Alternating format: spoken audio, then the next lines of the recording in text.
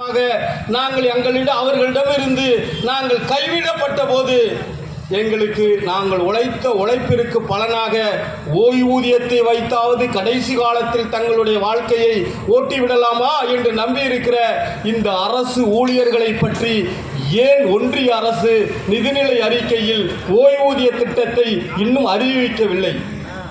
இதுதான் இன்றைக்கு முரண்பாடாக இருக்கிறது. கேட்டிருக்கிறார்கள், தொழிற்சாலைகள் எங்கள் பகுதிக்கு உருவாக்கப்பட வேண்டும்.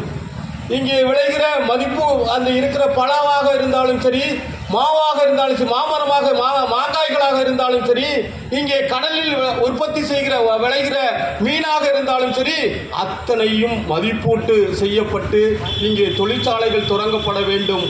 அந்த தொழிற்சாலைகள் அனைத்திலும் இந்த பகுதியில் இருக்கிற படித்து முடித்திருக்கிற இளைஞர்களுக்கு வேலை வாய்ப்பு கொடுக்கப்பட வேண்டும் என்ற கோரிக்கையும் இங்கே வைத்திருக்கிறார்கள்.